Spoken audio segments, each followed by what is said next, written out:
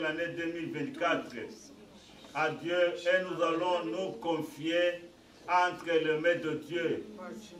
Nous allons demander à Dieu de continuer à veiller sur nous cette année que nous allons commencer.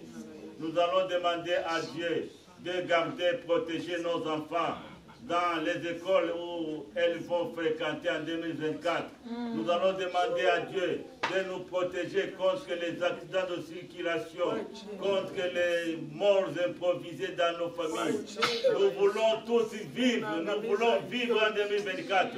Et c'est la volonté de Dieu, parce que le projet que Dieu a à notre endroit n'a pas encore abouti à leur terme. Nous allons vivre en 2024.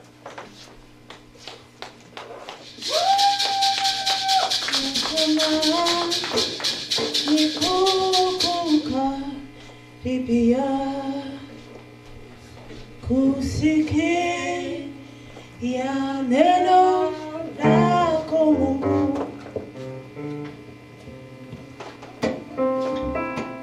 nipe saa moja nawe Yesu, kwa dhiki zaiko duniani.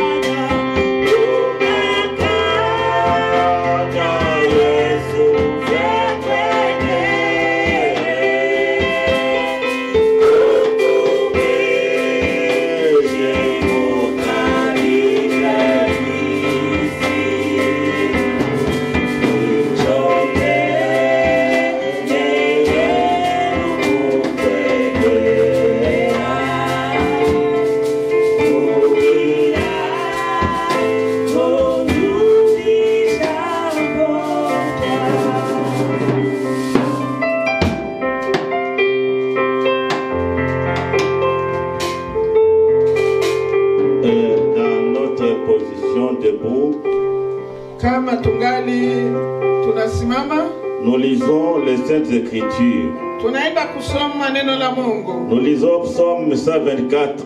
Tunasoma Zaburi ya 124. Et nous lisons seulement 4 versets dans ce psaume. Na hapo tutasoma verse 4 tu. Nous lisons au nom de Jésus. Tunasoma katika jina la Yesu. Sans l'Éternel qui nous protégea, qu'Israël le dise. Sans l'Éternel qui nous protégea, car les hommes s'élevèrent contre nous, ils nous auraient engloutis tout vivants. Quand leur colère s'enflamma contre nous, alors les eaux nous auraient submergés. Les torrents auraient passé sur notre âme. Amen. Amen. Lisons encore un autre passage dans Isaïe 43. Tusome pia kwa Isaya 43. Isaïe 43. Isaya 43. Verset 1. Tutasoma verse ya kwanza, 2 et verset 5. ya kwanza, ya pili na ya tano verse. Je lis au nom de Jésus. Tunaenda kusoma kwa jina. Ainsi parle maintenant l'Éternel qui t'a créé, ô Jacob, celui qui t'a formé, ô Israël. Ne crains rien, car je te rachète.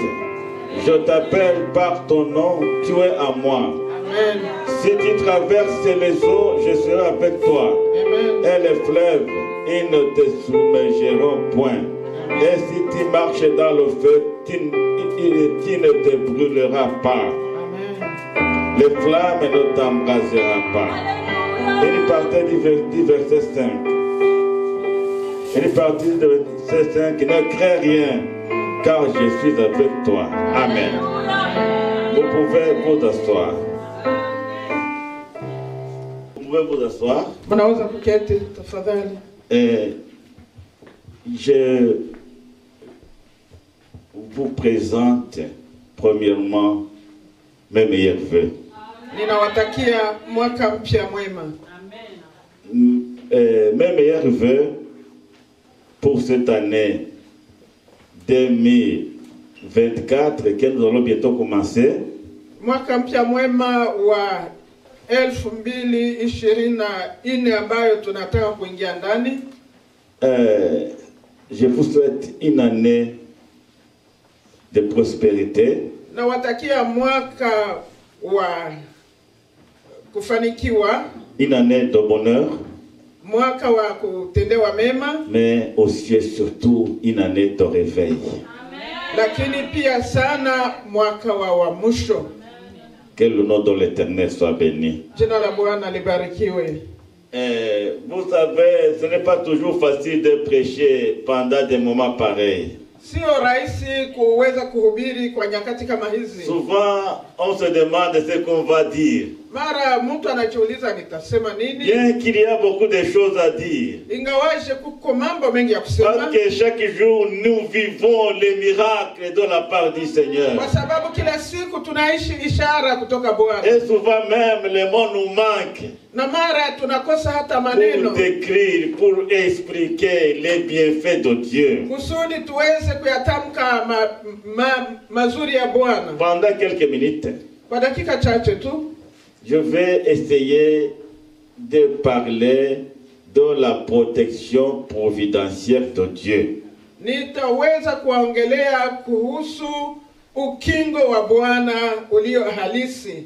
Premièrement, nous rendons grâce pour tout ce qu'il fait, pour tout ce qu'il a fait pour nous durant cette année 2023. Mara ya kwanza tunamshukuru Mungu kwa yale alitutendea kwa mwaka wa 2023. Nous voici au dernier jour de l'année 2023. Tunakuwa kwa siku ya mwisho wa mwaka huu wa 2023. Nous n'avons rien fait de bon devant Dieu. Hakuna lile zuri tulilolitenda mbele za Mungu. Nous n'avons rien fait de bon. Hakuna kabisa mazuri tuliyotenda. Nous ne méritions pas de continuer à vivre jusqu'à ce moment. Hatustahili na hatungestahili kuendelea kuishi kama hivi. Qu'est-ce que nous avons donné pour que nous puissions terminer cette année? Tulitoa nini kusudi tuweze kumaliza mwaka huu? Qu'est-ce que nous avons donné pour que nous puissions être protégés avec toutes nos familles? tulifanya nini kusudi tuweze kukingiwa sisi na jamaa zetu? Ça n'a pas été par nos propres forces. Si kwa nguvu zetu. Parce qu'il y a beaucoup de gens qui nous ont déjà abandonnés. Kuna wengi waliokwisha kutuacha. Des très jolies filles. Wa binti warembo. Des très beaux jeunes hommes. Vijana warembo. Des enfants. Watoto wazuri. Des hommes. Wababa. Même ceux-là qui avaient beaucoup d'argent et beaucoup de richesses. Hata wale ambao walikuwa matajiri, walikuwa na mali nyingi. Ils ne sont plus de ce monde. Hawaishi tena. Quand nous parcourons les routes un peu partout dans le monde, wakati tunatembea mabarabarani pote duniani, ce sont des accidents de circulation. Hapo ni maajali na maajali ya wakati watu wanatembea. Qu'est-ce que nous avons fait? Tumefanya nini? Qu'est-ce que nous avons donné? Tulitoa nini? Pour que nous ne succombions pas. Kusudi tusiweze kuaibika. Bien-aimés dans le Seigneur, wa ndugu katika Kristo, nous finissons l'année. Tunaenda kumaliza mwaka. Et une chose na kitu kimoja m'a touché le cœur. Ilimgusa mchungaji roho. C'est la bonté et la fidélité de Dieu. Ni wema na fidelite. Na uaminifu. Ni wema na uaminifu wa Mungu. Asante. Bien-aimé, Dieu a été fidèle à notre endroit. Mungu alikuwa mwaminifu kwetu. Malgré nos manquements. Ingawaje ukosefu wetu. Malgré notre rébellion de temps à autre. Ingawaje ile kujibeula yetu. Mais Dieu a été fidèle et bon envers moi et envers toi. Lakini Mungu alikubali kuwa mwaminifu na mwema kwako na kwangu. Une question que chacun peut se poser. Na kuna swali kila mtu anaweza kuziswali. Pourquoi est-ce que moi je vis aujourd'hui jusqu'à cette heure? Unaweza kusema kwa nini leo hii mimi naishi mpaka saa hii? Comme je vous avais dit l'année passée, en 2023. Wapendwa, kama vile niliwatangazia kwa hii mwaka wa 2000. Dieu a un plan pour ta vie et pour ma vie. Mungu anakuwa na mpango wa ajabu kwako na kwangu. Dieu n'en a pas encore fini avec toi et avec moi. Hajamaliza yale alianza kwako na kwangu. Jérémie 29:11 dit, je sais, je connais le plan, je connais les projets que j'ai formés pour vous.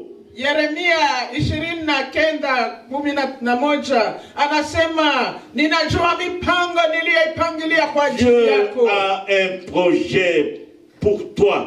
Mungu ana mpango ambao a un plan pour ta vie. Anakuwa na mpango kwa ajili ya maisha yako. Raison pour laquelle, quelles que soient les situations qui puissent advenir, ingawaje hali tunaweza kuzipitia, Dieu ne te laissera pas tomber. Mungu hatakuacha kwa Dieu ne me laissera pas tomber. Hata niacha nianguke. Quelles que soient nos infidélités et nos conséquences, c'est ce que nous ne souhaitons pas continuer à vivre. Ingawaje ubovu wetu na unyonge wetu, Dieu va accomplir son plan à son temps et pour sa gloire. Mungu atatimiza mipango yake kwa wakati wake na kwa utukufu wake. Oui, 2023 va bientôt rester derrière nous. Ndio, hii mwaka wa 2023 itakuwa sasa inakuwa nyuma yetu. Nous avons vécu des moments de joie. Tulipita nyakati za furaha. Mais nous avons aussi vécu des moments de détresse. Tulipitia pia vipindi vilivyo vigumu. Mais ce qui est important, lakini lililo la maana, Dieu ne nous a pas abandonnés. Bwana hakutuacha. Et parmi tout ce que nous avons pu rencontrer cette année 2023, na kwa yale yote tulikutana nayo kwa mwaka huu wa 20, Dieu n'a pas pu nous séparer de l'amour de Christ. Mungu hakuweza kututenga na upendo wa Kristo. Rien ne nous a pas séparés de l'amour de Christ. Hakuna lile lilitutenga na upendo wa Kristo. C'est ça qui me réjouit ce matin. Na ni hili linanitia furaha asubuhi ya leo. Et je suis très content parce que Na ninafurahi kwa sababu malgré les péripéties de la vie, ingawaje mambo kadha wa kadha, malgré les faiblesses que j'ai manifestées de temps en temps durant cette année 2023, ingawaje udhaifu wangu kwa hii mwaka wa 2023, malgré toutes les conséquences, ingawaje magumu yote, malgré les combats que nous avons pu traverser, ingawaje vita tuliweza kuvipitia, rien ne nous a séparés de l'amour de Dieu. hakuna lile lilitutenga na Pour moi, upendo wa c'est Mungu. ça qui me réjouit beaucoup. Ce n'est pas par mes forces. Akasema si kwa nguvu Nous zangu, devons aussi le réaliser. na sisi tumepitia 2023 est terminé.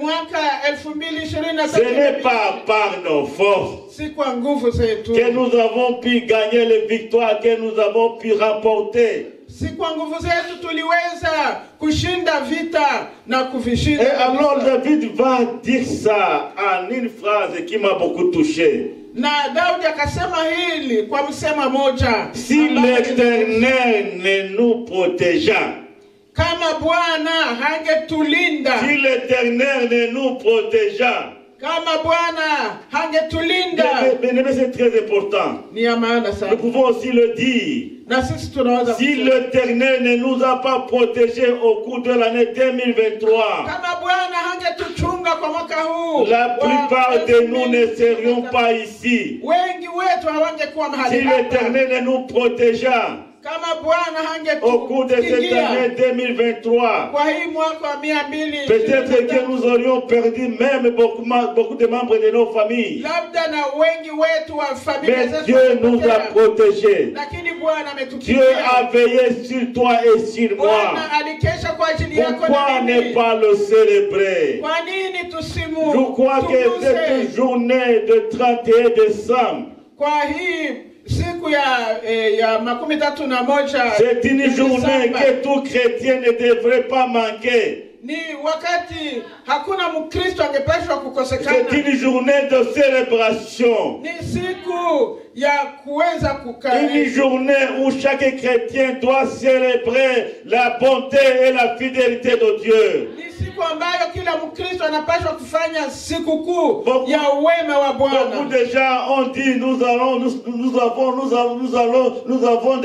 nous allons fêter. Wengi wanasema tutaenda kufanya karamu zetu.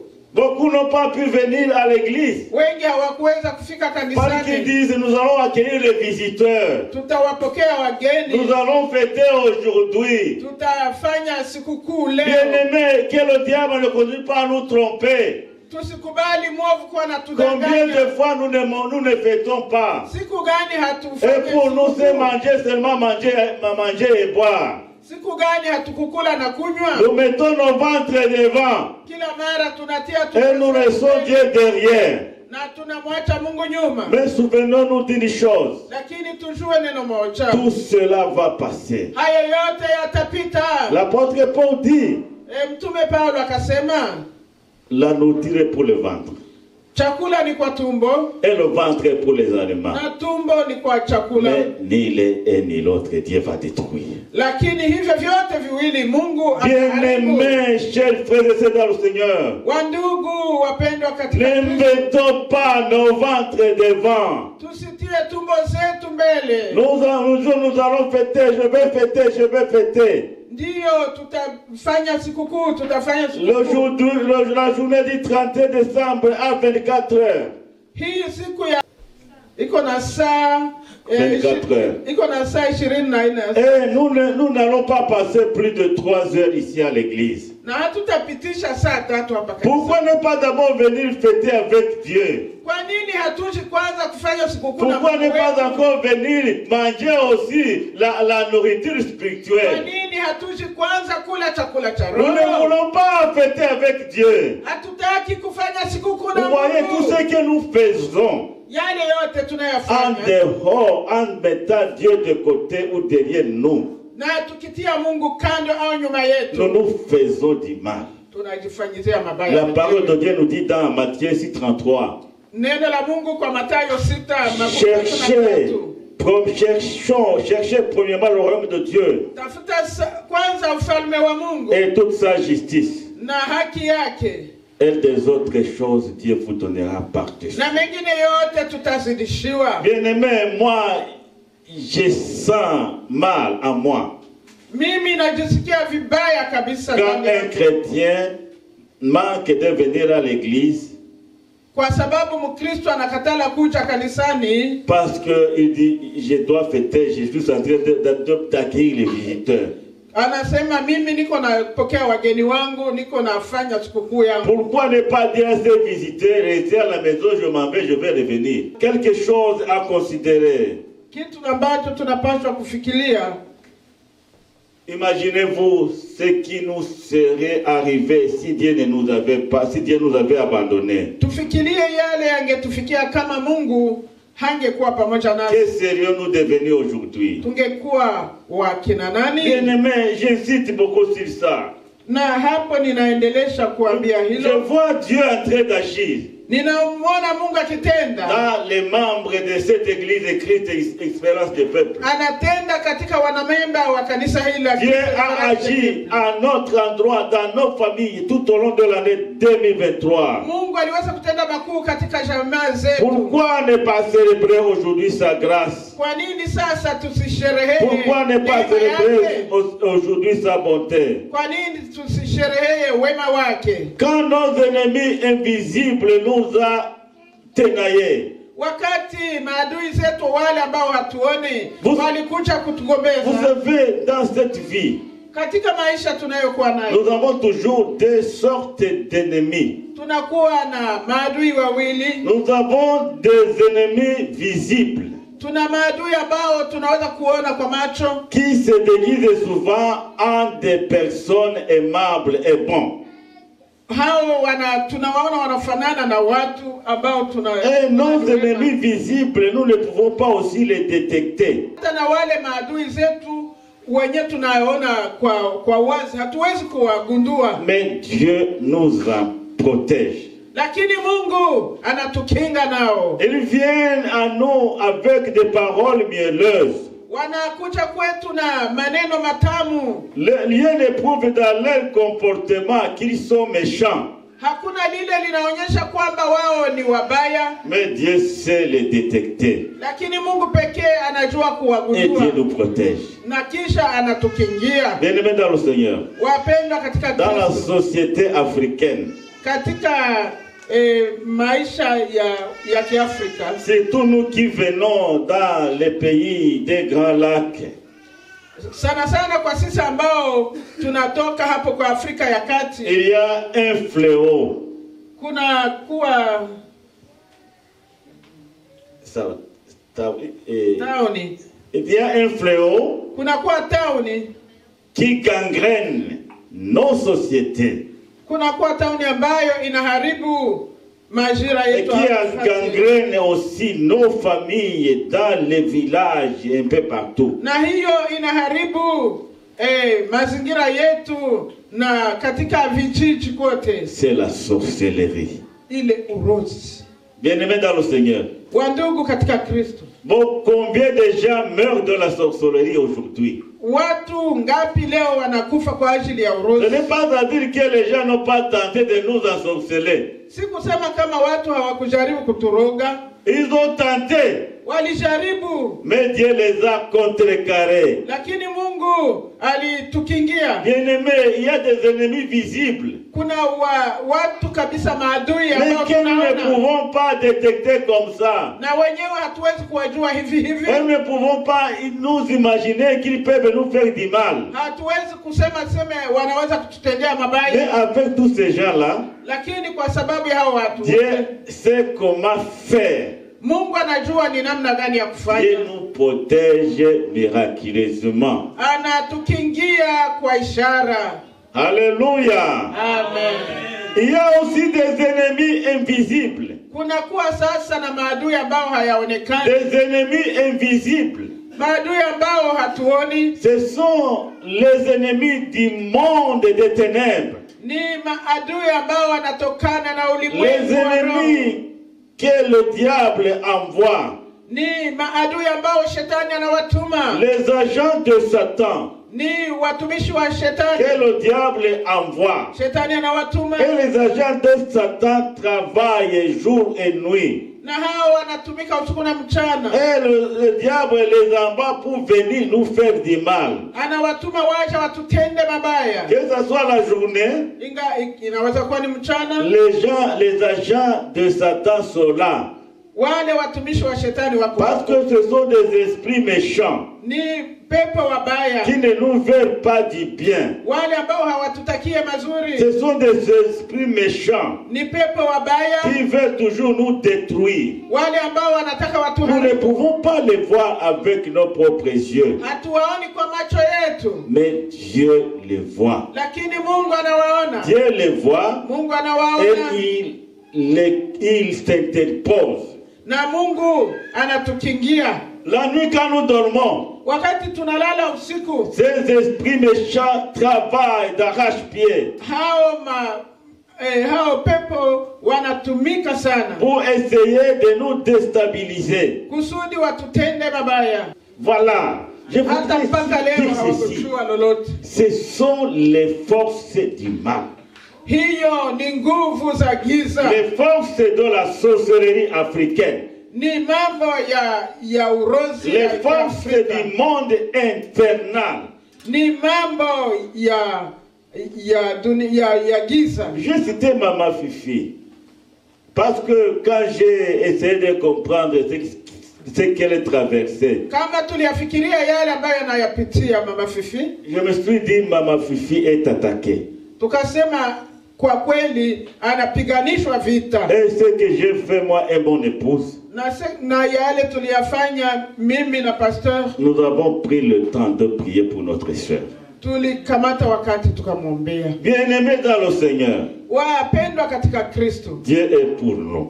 Mungu ni wetu. Et si Dieu est pour nous, qui sera contre Na nous? kama Mungu ni upande wetu, Ils vont essayer de nous déstabiliser. watajaribu kututikisa. Ils vont essayer de nous déstabiliser parce que même par nos enfants à leur inoculant des maladies et de toutes sortes. Watatutikisa wakipitia watoto, wakiwapa magonjwa ya kila aina. Mais si Dieu est pour nous, qui Lakini sera kama contre Mungu nous? ni upande wetu, Bien-aimés nani dans le atakuwa Seigneur. juu yetu? Tenons-nous fermes. Tuwe wakamilifu. Nous sommes sur le champ de bataille, Tuko vitani, mais nous ne sommes pas seuls. lakini si wenyewe. Nous sommes avec Dieu. Tuko pamoja na Mungu wetu, Et Dieu veille sur nous. na yeye anakesha kwa ajili yetu. Arrêtons-nous un instant Tusimame kidogo et adorons l'Éternel. na tuweze kumwabudu Mungu. Adorons l'Éternel.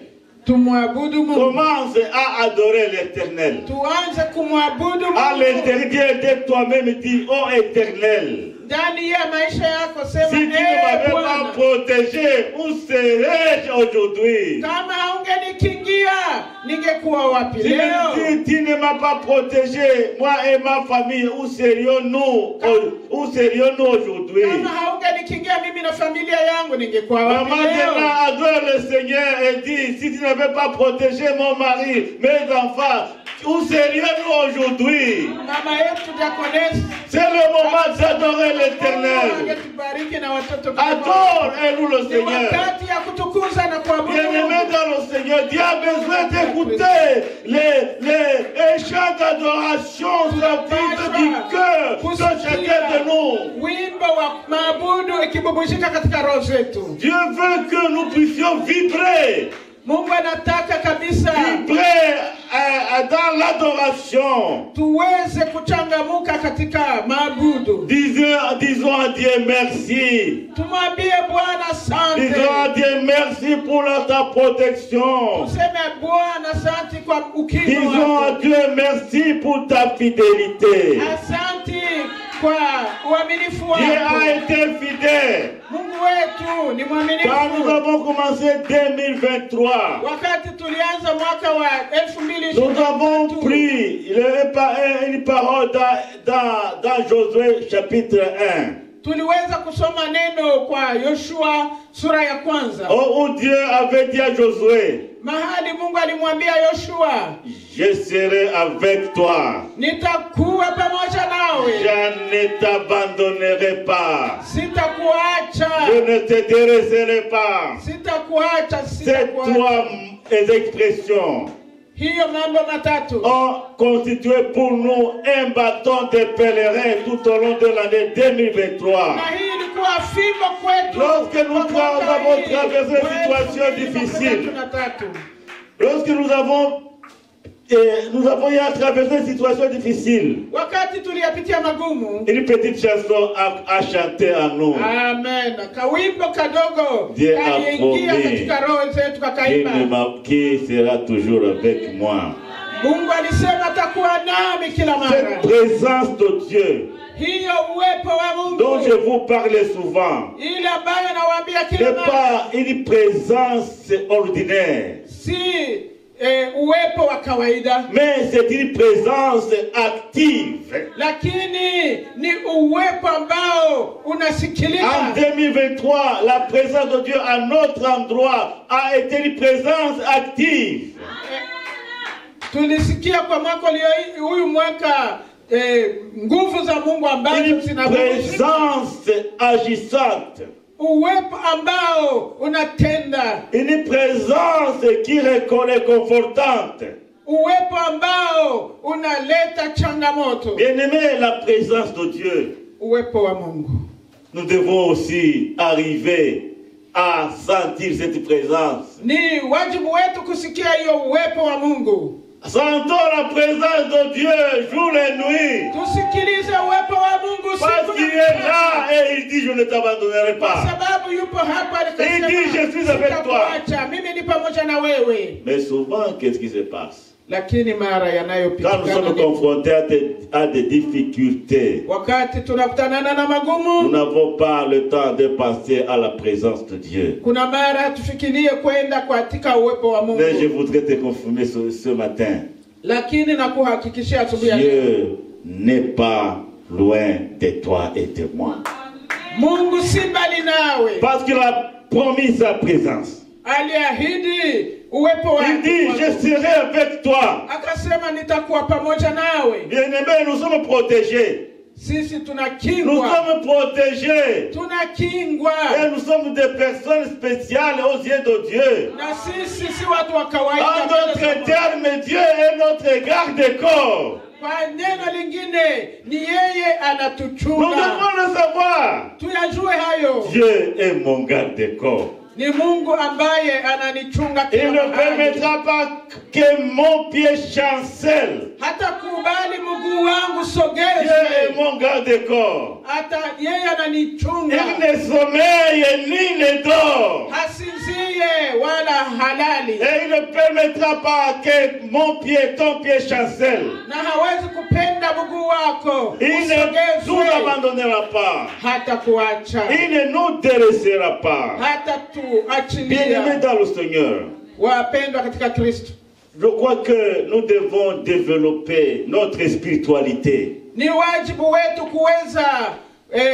kuweza kucheua maisha yetu ya kiroho. Développons notre spiritualité Tucheue maisha ya kiroho. en nous abandonnant entre les mains de Dieu. Tuweze kukimbilia katika mikono ya Mungu. Développe ta spiritualité Tuweze kutia pour changamoto que tu katika puisses maisha ya vraiment kiroho. sentir cette présence. Kusudi sikie hiyo uwepo wa Nous Mungu. devons développer notre spiritualité. Ni vizuri tuweze kutia Dans changamoto ces maisha ya derniers temps kiroho. où nous sommes confrontés à des esprits méchants, des esprits du monde infernal, Hii wakati ambao tunazungukwa na pepo wabaya, notre spiritualité, maisha yetu ya kiroho, que Dieu nous aide Mungu atuwezeshe pour qu'en 2024, kusudi mwaka wa nous puissions 2024 développer notre spiritualité. tuweze kabisa kucheua maisha ya kiroho. Et nous allons développer notre spiritualité comment? Na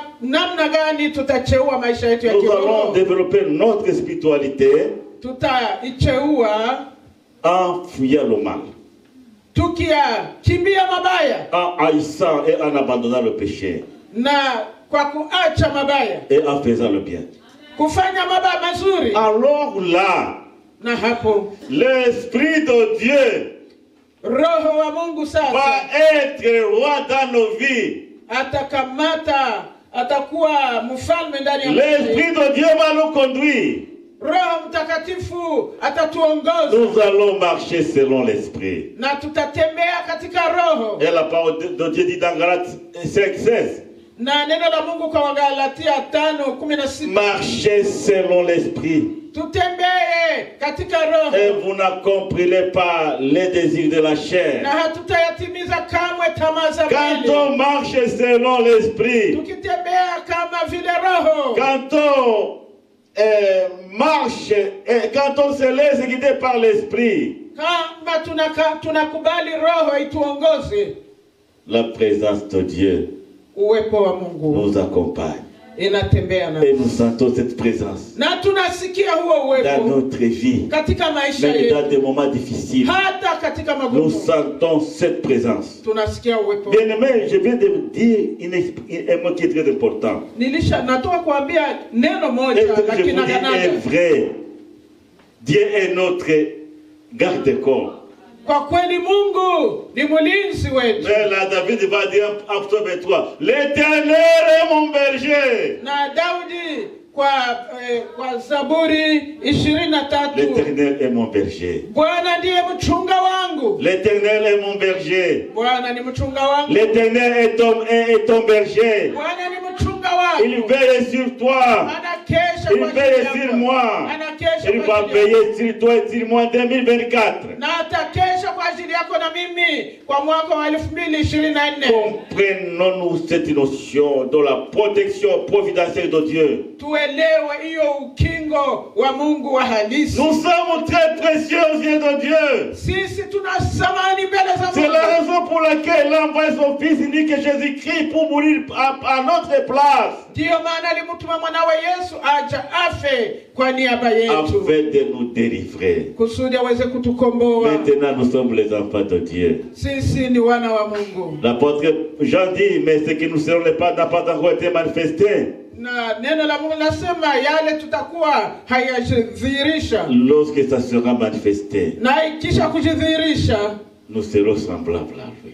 tutafanana naye. Et quiconque a cette espérance, Na yule yoyote ambaye anakuwa na hiyo qu'il matumaini se purifie comme lui-même est pur. awe mtakatifu kwa sababu Mungu mwenyewe ni mtakatifu. Bien-aimés, nous n'avons qu'à faire une chose. Kuna neno moja tunapaswa kufanya. Réservons ce moment, ces dernières heures de l'année 2023. Hizi saa zinazotubakilia kwa mwaka wa 2023 Réservons ça à l'adoration. tuyachunge kwa kumtukuza Mungu. Passons et repassons dans nos cœurs ce que Dieu a fait. Tufikirie na tufikirie tena yale Mungu Ce que alitenda. Dieu a fait pour nos familles. Yale Mungu alitenda kwa jamaa zetu. Que l'Éternel soit béni Bwana abarikiwe pour avoir neutralisé nos ennemis. kwa sababu aliweza kuwashinda maadui Que zetu. l'Éternel soit béni Bwana barikiwe pour avoir protégé nos familles, kwa sababu alikingia familia zetu. pour avoir protégé nos enfants. Kwa sababu alikingia watoto wetu. Notre secours, Ni msaada wetu. notre espérance pour maintenant et pour l'avenir. Tumaini letu kwa sasa na kwa wakati utakaokuja Se trouve dans notre Seigneur, ni katika Bwana. notre Créateur, Yule aliyetumba, notre protecteur yule anayetukingia, et notre bouclier. na yeye ndiye ngao letu. Asante. Promesse pour 2024. Na ahadi ya mwaka huu, Ésaïe 43, verset 1 à 2, verset 5.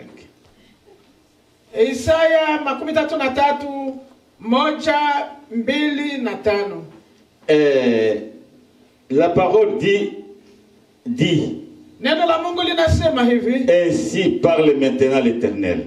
na hivi Asema Bwana, qui t'a créé. yule ambaye aliyekuumba. C'est lui qui t'a formé. Ni yeye ambaye alikuumba. Oh Israël, Wewe Israeli, ne crée rien. usiogope lolote. L'expression importante est c'est les pour 2024. Njoo hili neno la maana kwa mwaka wa Ne crains rien. Usiogope lolote. Ne crains rien. Usiogope Ce lolote. n'est pas un homme qui te dit cela. Si mwanadamu anakuambia Mais hivyo. c'est Dieu lui-même qui te dit ne crains rien. Ni Bwana mwenyewe Et anasema cette usiogope expression ne lolote. crains rien revient 365 fois dans la Bible. Na hili neno usiogope na kuja mara 100. Cela veut dire que chaque jour Dieu te dit. Yani kila siku Mungu Tu dois anakuambia. le réaliser. Chaque jour de l'année 2024, Kila siku mwa hii mwaka wa 225. Dieu te donne cette promesse. Mungu anakupa ahadi hii. Ne crains rien, car je suis avec toi. Usiogope lolote kwa maana mimi ni pamoja Dieu nawe. s'engage pour nous en 2024. Mungu anajitolea kwetu kwa mwaka huu. Dieu wa 2024. s'engage à combattre pour nous en 2024. Mungu anakubali kutupigania kwa mwaka huu. Et c'est ça qui est important. Na ya maana. Au verset 2, il essaie de détailler. Na kwa versi ya pili anajaribu kuyateua hayo. Quand Dieu dit ne crains rien, Wakati anasema usiogope cela lolote, ne veut pas dire qu'il n'y aura pas de problème. sikusema kwamba kutakuwa magumu. Bien-aimé, dans 2024, il y aura des problèmes. Mwa hii mwaka 2024 C'est la raison kutakuwa pour magumu. laquelle d'ailleurs il nous donne cette promesse. Na ndio maana alitupa Il ahadi. te donne cette promesse. Alitupa ahadi Il y aura des problèmes. kutakuwa na magumu. En 2024, il y aura traversé des difficultés. Utapita kwa magumu kwa mwaka. Mais il te dit, ne crains rien mon enfant. Lakini anasema usiogope. Ne crains rien ma fille. Usiogope mwana Il wangu. nous rassure. Neno moja. Ne crains rien Usiogope de lolote. ce que tu vas rencontrer. Usiogope yale utakutana Ne nayo. crains rien Usiogope des maladies auxquelles tu seras confronté. magonjwa ambayo Ne yatakupita. crains rien de toutes les situations diverses auxquelles tu seras confronté. Usiogope mabaya yote ambayo Ne yatakupata. crains rien. Usiogope. C'est la parole, la promesse de Dieu. Usiogope lolote ni neno la Mungu. Il y aura des difficultés, oui. Ndiyo kutakuwa magumu, Mais Dieu va combattre pour lakini toi. Mungu atapigana badala Dieu va yako. combattre pour nous. Atagombana badala yangu. Ne crains rien. Usiogope lolote. Bon, spirituellement, Kwa hali ya kiroho ça nous réconforte. inatutia changamoto. Et pour vivre cette parole, cette promesse en 2024, Na kusudi tuishi neno hili kwa mwaka wa 2000. nous devons nous maintenir à un niveau spirituel conséquent. Tunapaswa kuishi ile maisha ya utakatifu. Un niveau spirituel conséquent. Maisha kabisa ambayo yanakamilika. Normalement, quand il y a un problème, qu'est-ce qui nous envahit d'abord? Na kama mtu anakutanana na shida, nini nakuja kwanza? C'est la peur. Ni woga. On commence à dire, qu'est-ce que je peux faire dans ces situations? Naanza kubabaika. Et c'est normal pour tout être humain. Sasa nitafanya nini? C'est normal pour tout être humain. Ndiyo, ni kawaida kwa kila mwanadamu. David aussi avait à connaître le problème. Na Daudi naye alikutanana na magumu. Quand il n'avait pas les problèmes, Na wakati alikutanana na il magumu, a posé une question. akauliza Mungu. Je lève mes yeux vers les montagnes. Akasema nainua macho yangu milimani. D'où me viendra le secours? Msaada wangu tatoka La wapi? première chose que nous faisons Neno la kwanza tunafanya quand nous rencontrons des difficultés dans la vie, wakati magumu yanafika, nous commencerons à lever nos yeux un peu partout. Tunaanza kuelekea macho mahali. Levez nos yeux même chez ceux-là qui ne peuvent rien faire pour nous. Tunaanza kuelekea hata na wale ambao hawawezi kutupa suluhisho Nous yoyote. commençons à promener des regards inquiets. Tunaanza kubabaika na kuangalia mahali. Et nous croyons que nous allons trouver le secours auprès de nos amis et autres. Tunafikiria tutapata msaada kwa wandugu na marafiki. Notre secours Msaada wetu est en l'Éternel. ni katika Bwana. David l'a réalisé. Daudi aliyaelewa.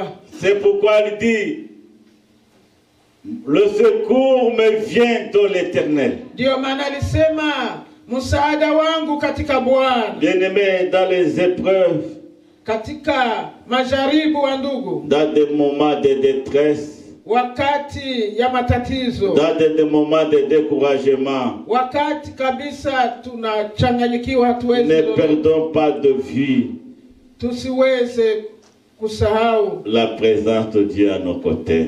tuweze kuangalia uwepo wa Mungu. Dieu à nos côtés n'est pas un spectateur. Mungu anapotukaribia haje tu kutuangalilia. Mais notre problème est lequel? Lakini shida yetu ni Nous gani? voulons souvent que Dieu puisse agir comme nous voulons. Tunataka Mungu atende mapenzi yetu. Nous voulons que Dieu agisse comme nous voulons. Tunataka Mungu atende yale tunapenda sisi. Mais Dieu est toujours libre d'agir comme il veut. Lakini Mungu yeye ni huru kutenda yale anataka. Ici au verset 2, la parole de Dieu dit, Na kwa versi ya pili neno la Mungu linasema hivi: si tu traverses les eaux, je serai avec toi. Ukipita kwa maji nitakuwa pamoja Et les nawe, fleuves ne te submergeront point. na maji mengi hayatakumeza. Ça c'est très important. Ni ya maana kabisa. Les eaux symbolisent l'affliction et la détresse. Maji inaonyesha yale matatizo yote tunaweza Avec kutana le nayo. peuple disait lorsqu'il venait de l'Égypte, Wakati taifa la Israeli walitoka ils Misri, sont arrivés devant la mer Rouge. walipofika kwa ile bahari nyekundu, Et ils ont eu peur. walipata woga. Ils ont eu peur de commencer à crier à Moïse. Walipata woga, wakaanza kumlalamikia Parce qu'ils Musa, étaient entourés de tous côtés par les ennemis. kwa sababu wamezungukwa na maadui fasi yote. Et Moïse s'est adressé à Dieu en lui disant, maintenant la situation devient compliquée. Musa akamwelekea Mungu akasema, ona sasa haya Bwana Et Dieu yanakuwa avait dit à magumu. Moïse, dis au peuple de se calmer et de continuer à marcher. Mungu akamwambia Musa, waambie watu wajipe moyo na waendelee Et en kutembea. 2024, quand il va rencontrer des difficultés, Kwa mwaka wa 2024 ukikutanana na quand il magumu, va vivre des moments d'épreuve et de détresse, ukikutanana na magumu katika maisha yako, Dieu te dit, ne crains rien. Mungu anasema usiogope. Même s'il faut entrer dans les eaux, il faut entrer. Kama ni kutembea kwa maji, Dieu a ingia. dit à Moïse d'étendre sa verge au-dessus de la mer. Mungu akamwambia Musa, nyosha fimbo yako kwenye mto. Et Dieu a séparé les eaux. Na Mungu akagawanya maji. Mais alors, Sasa quand moi je m'imagine cette situation, wakati ninafikiria hiyo hali, je ne comprends pas. sielewi. C'est-à-dire que Dieu n'a pas chassé les eaux de la mer Rouge. Mungu hakufukuza ile maji. Mais Dieu ya a bahari tracé nyekundu. un boulevard dans la mer. Lakini alitengeneza njia katika bahari. À gauche, c'était un grand mur d'eau. Huko kushoto ilikuwa mlima mrefu À wa maji. droite, un grand mur d'eau. Kuume ilikuwa mlima mkubwa wa maji. Pour s'y aventurer, il fallait avoir la foi. Kusudi waanze kutembea na Nous ne kuingia. pouvons pas traverser des situations, des périodes difficiles si nous n'avons pas la foi. Hatuwezi kuingia katika mambo magumu kama hatuna Malgré les imani. miracles que Dieu peut faire. Ingawaje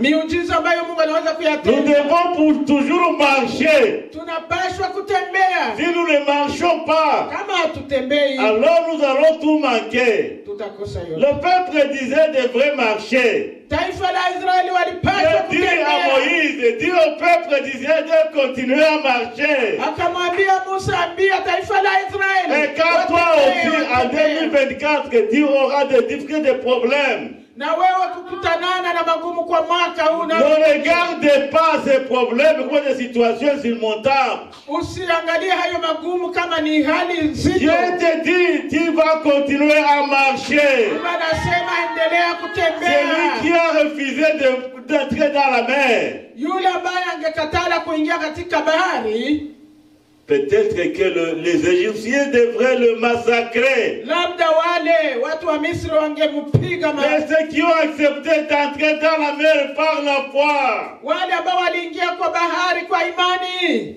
ils ont traversé la mer Rouge. waliweza kuvuka bahari. Nous allons aussi traverser la mer des épreuves et des difficultés en 2024. Na sisi tutavuka bahari ya magumu kwa mwaka huu. Mais nous devons avoir la foi. Ni wajibu wetu kuwa na Par la imani. foi, nous allons Kwa triompher. imani tutakuwa washindi. Par la foi, nous allons marcher. Kwa imani tutatembea, Pas marcher seul.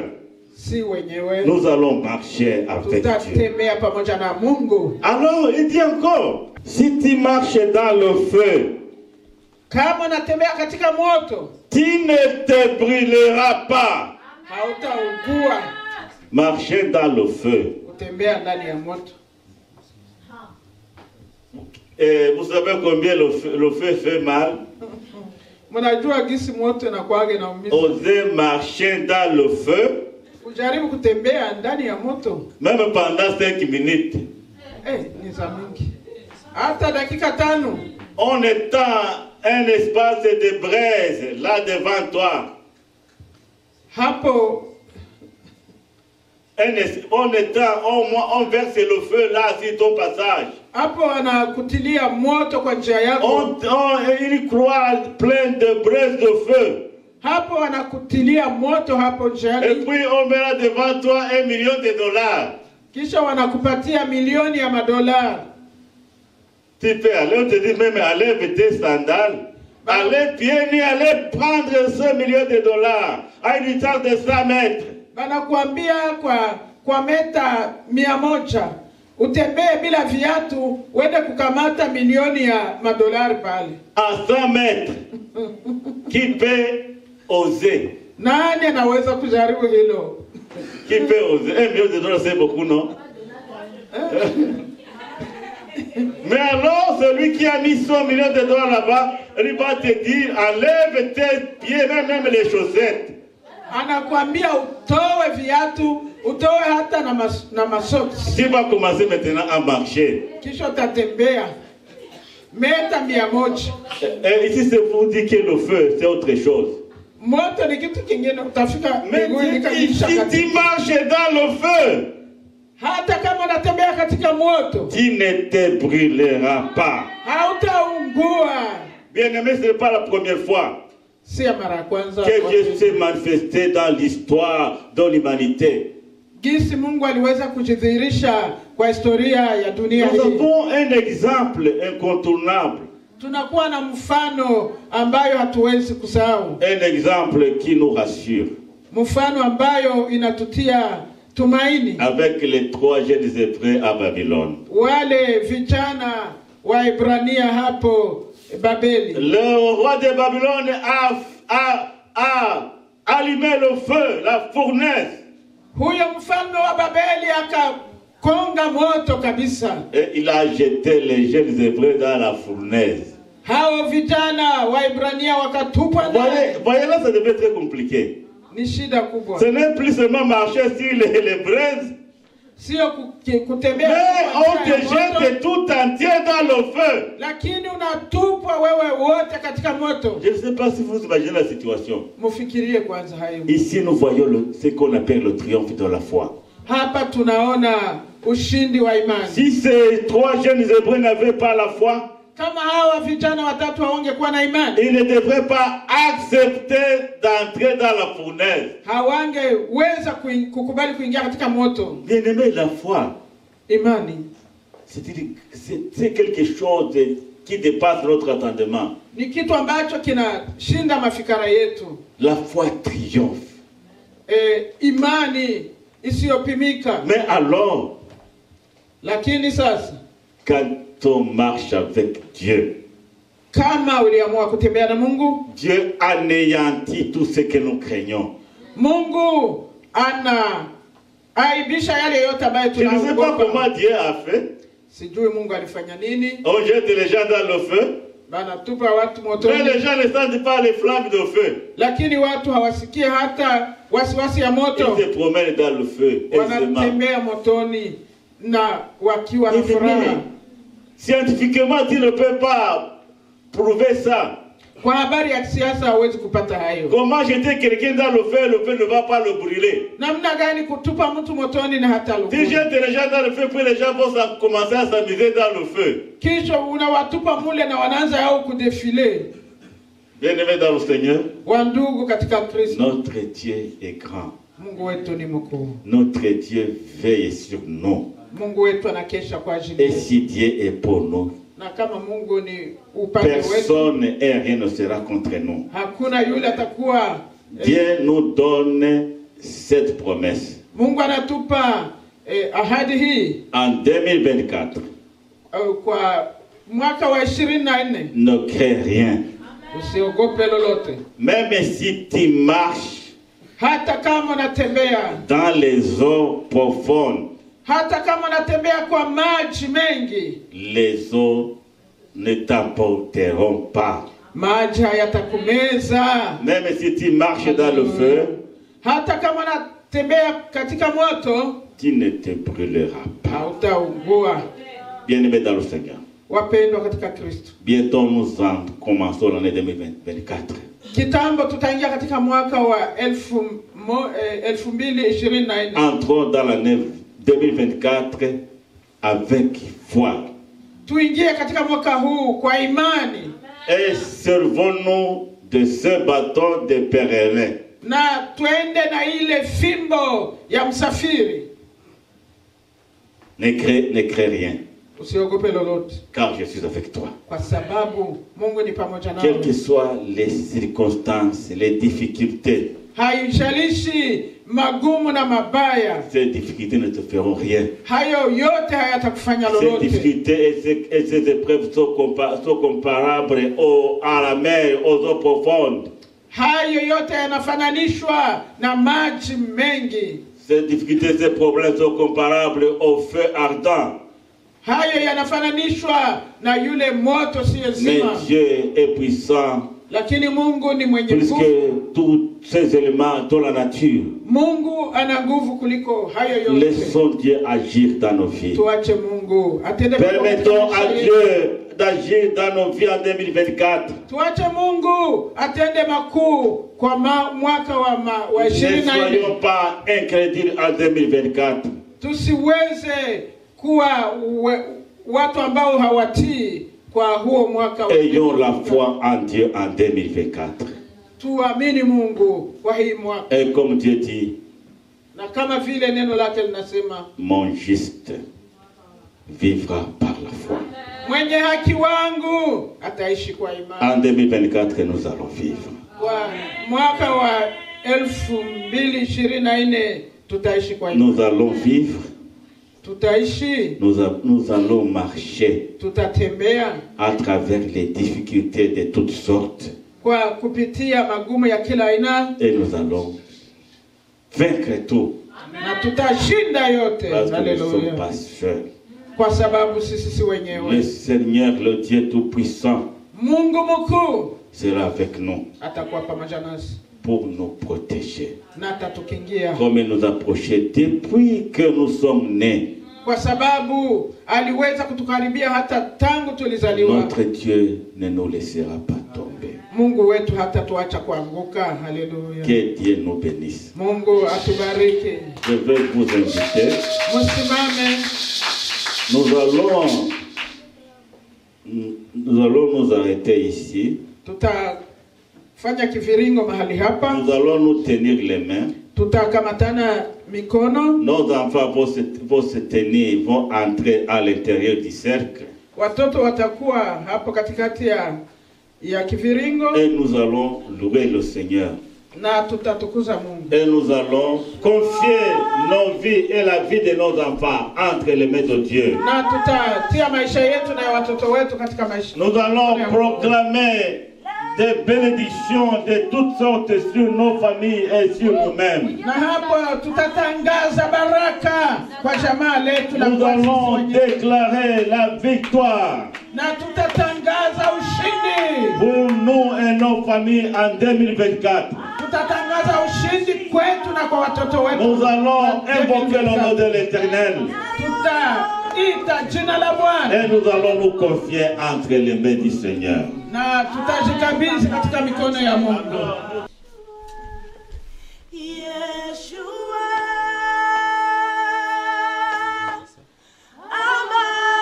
Amashiach, Lion of Judah, Aguneshema. Nasema sante Kwa Mungu wangu, nasema asante kwa wema wako, kwa maana fadhili zako zadumu milele na milele daima. élevons nos voix Merci Seigneur. et remercions notre Seigneur Tupaze sauti na tumtukuze Mungu pour la wetu. protection dont nous avons été objets tout au long de l'année 2023. Tumtukuze kwa ulinzi alitulinda kwa mwaka wa 2023. Katika jina la Yesu. Pour la protection providentielle dont nous avons été objets en 2023.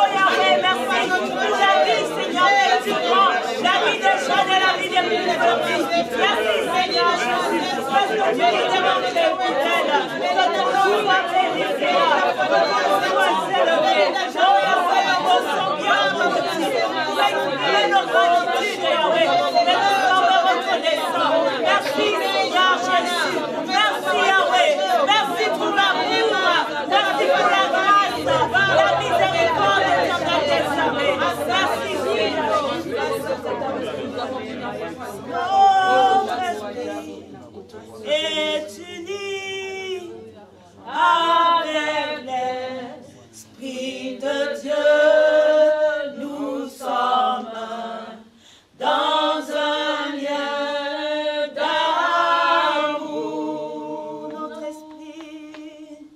Notre esprit est uni avec l'Esprit de Dieu. Nous sommes dans un lien d'amour. Notre esprit est uni avec l'Esprit de Dieu. Nous sommes dans un lien d'amour. Maintenant, nous allons prier pour confier l'année 2024 à Dieu et nous allons nous confier entre les mains de Dieu. Nous allons demander à Dieu de continuer à veiller sur nous cette année que nous allons commencer.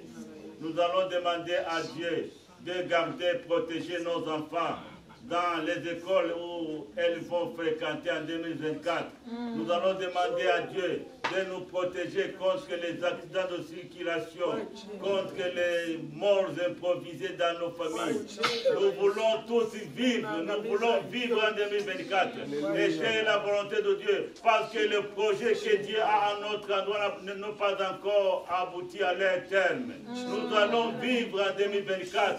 Et pour cela, nous avons confiance que les mains de Dieu, nous allons implorer la miséricorde de Dieu à l'endroit de nos familles respectives, que ce soit ici ou même en Afrique. Nous allons demander à Dieu d'opérer toujours des miracles, d'être toujours à notre secours dans toutes les circonstances que nous allons traverser en 2024.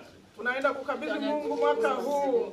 Huyu mwaka Mungu aendelee kutukingia, kusiwe lolote litatupata, hata Mungu atutendee sote makuu kwa jamaa zetu na kwa sisi wenyewe, kusiwe baya litakuwa pamoja nasi. Éternel Dieu tout-puissant, nous voulons maintenant te confier nos vies en 2024.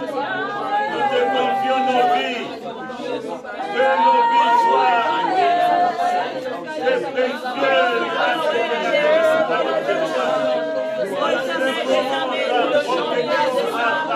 tous les niveaux de la vie.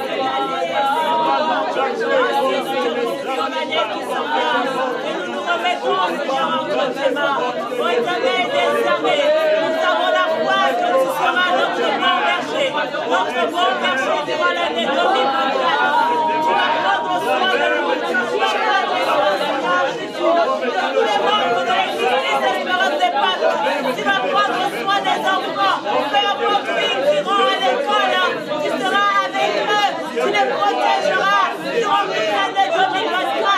Nous nous remettons la way entre tes mains, nous remettons nos projets, nous remettons nos familles, nous remettons notre santé, nous remettons nos boulots, nous remettons Seigneur nos projets personnels entre tes mains. Manifeste-toi Seigneur, durant l'année 2024, Éternel des armées, que tu sois celui qui nous conduise, devance-nous Éternel des armées, dans tout ce que nous ferons, sois le maître, sois celui qui nous guide et nous conduit. Oh Éternel des armées, nous avons besoin de toi, et nous croyons Yahweh, que tu vas être fidèle, tu vas nous garder Seigneur Jésus, mais également tu vas nous dévancer. Oh merci Saint-Esprit, est-ce que tu nous devances Yahweh, tu nous devances Seigneur Jésus, tu t'assures Éternel des armées, de frayer de chemin dans nos vies et de nous combler de tes bénédictions, les bénédictions spirituelles, les bénédictions célestes, mais également les bénédictions physiques. Merci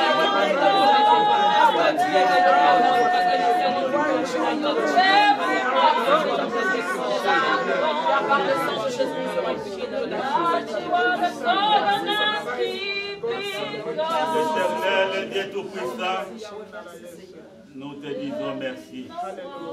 Tu ne changes pas. Tu es le même hier, aujourd'hui, éternellement.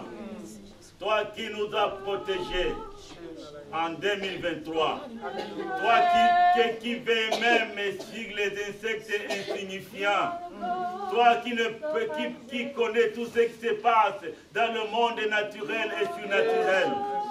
Toi qui protèges les oiseaux des cieux. Toi qui protèges les corbeaux. Tu dis que moi ne peux pas tomber par terre sans que tu le saches. C'est à toi que nous nous confions, Éternel.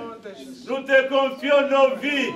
Nous te confions la vie, les vies de nos familles. Nous te confions la vie de nos enfants. Ô Éternel, prends possession de nous en 2024. Nous te demandons que tu puisses accomplir tes projets dans nos vies en 2024.